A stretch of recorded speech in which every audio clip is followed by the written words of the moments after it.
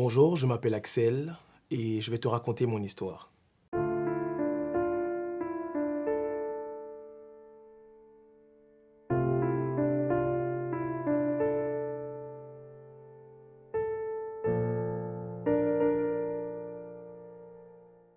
Je suis né en Côte d'Ivoire, dans une famille chrétienne très pratiquante, et ma mère ainsi que ses sœurs ainsi que mon grand-père avaient une vie religieuse très pieuse. Ma mère chantait les louanges du Seigneur et mon grand-père avait été pasteur. À l'âge de 6 ans, je suis venu ici en France avec ma mère. Et lorsque nous sommes arrivés en France, ma mère a continué à pratiquer sa foi. Elle allait à l'église tous les dimanches et avec ma soeur, nous étions obligés de la suivre à l'église. C'était soit nous allions à l'église ou alors nous nous faisions frapper. Donc le choix était très vite fait, nous préférions aller à l'église que d'avoir des coups. Il est arrivé qu'à l'âge de l'adolescence, ma morphologie avait changé, donc ma mère ne pouvait me frapper comme auparavant. Alors je lui ai dit, les yeux dans les yeux, je n'irai plus à l'église. Et j'ai cessé donc de fréquenter l'église et à ce moment-là, j'ai profité de la vie. Selon moi, la vie, c'était quoi? Les soirées, le sexe, l'alcool, la drogue. J'avais une addiction au sexe et à la pornographie. Et quelque part, je dirigeais ma vie en allant en soirée, en fréquentant différentes filles. J'ai baigné aussi dans ce que je pourrais appeler le banditisme, puisque je rackettais. J'avais aussi fait des cambriolages. Et à ce moment-là, pour moi, c'était ça la vie.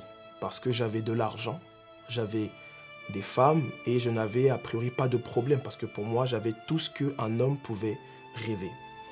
Mais malgré tout ce que je faisais, il y avait toujours en moi un vide. Et je ne pouvais expliquer ce vide qui, du moins, était dans mon cœur. Ce qui s'est passé un jour alors que je revenais de soirée, le matin lorsque je me suis levé, il y a un de mes amis, un compagnon qui était avec moi autrefois lorsqu'on faisait des soirées et autres, avait posté un statut. Et dans le statut, il disait « Jésus-Christ est Seigneur ».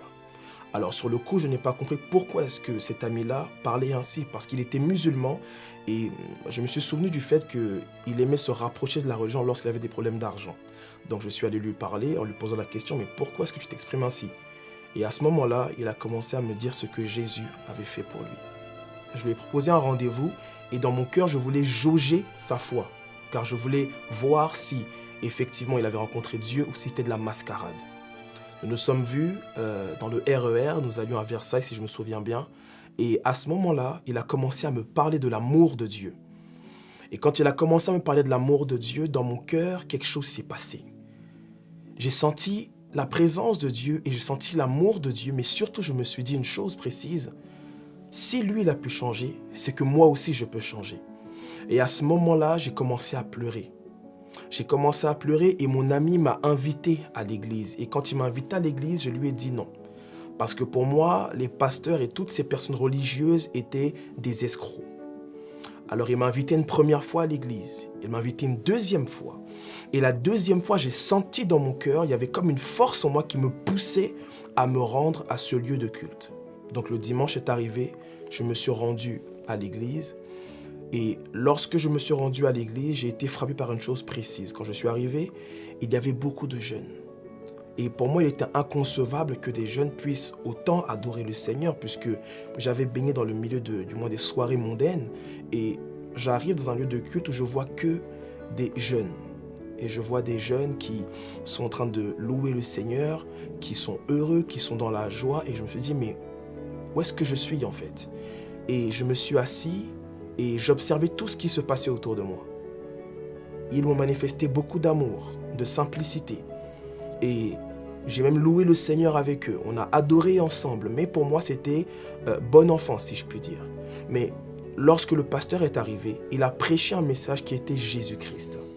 Et pendant qu'il prêchait le message, j'étais comme scotché sur ma chaise. Et à un moment, j'ai senti la puissance de Dieu venir sur moi. Et j'ai commencé à pleurer de manière incontrôlée. J'ai commencé à ressentir une profonde tristesse et une profonde culpabilité. Je me sentais coupable, je me sentais comme impur. Mais au-delà de cela, j'ai senti l'amour de Dieu et le pardon de Dieu. Et j'ai senti que ce Jésus-Christ dont le pasteur parlait m'aimait réellement. Par la suite, J'étais à genoux en train de pleurer et j'ai fait une prière à Dieu. J'ai dit à Dieu, Seigneur, tu connais ma vie. Je ne te connais pas, mais je veux t'appartenir. Mais voici, j'aime l'alcool, j'aime la drogue, j'aime les femmes, j'aime la pornographie, je ne m'en cache pas. Mais je veux t'appartenir. Mais comment faire? Je suis prêt à venir vers toi, mais s'il te plaît, aide-moi. Et après cette prière, je suis sorti donc du lieu de culte, j'ai discuté avec les frères, les sœurs, ou du moins les personnes qui étaient là avec nous. J'ai parlé un peu brièvement avec le pasteur. Et la semaine qui a suivi, Dieu m'a délivré de manière surnaturelle de l'alcool et de la drogue. Je ne vous dis pas que tout a été rose, mais j'ai persévéré. Je suis allé aux différentes réunions de prière, je me suis approché du pasteur, je me suis approché des responsables et autres.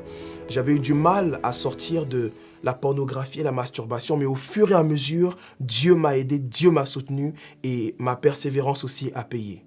Aujourd'hui, je suis un homme marié avec une femme exceptionnelle. Nous avons un petit garçon de 2 ans et je suis également pasteur. Moi qui disais autrefois que les pasteurs étaient des escrocs. Dieu a radicalement changé tous les domaines de ma vie. Je pensais même que j'étais stérile, mais Dieu m'a donné un enfant et je sais qu'il y en a encore d'autres pour moi. Alors, toi qui m'écoutes, laisse-moi te dire que Dieu t'aime. Tu as du prix pour Dieu. Et je ne sais pas quelle est l'addiction qui mine ta vie, mais laisse-moi te dire que Dieu est capable de t'en délivrer. Jésus t'aime. Alors s'il te plaît, viens à Jésus. S'il l'a fait pour moi, il peut le faire pour toi. Je ne suis pas mieux que toi. Dieu t'aime. Alors approche-toi de lui s'il te plaît, parce que ta vie peut changer avec Jésus.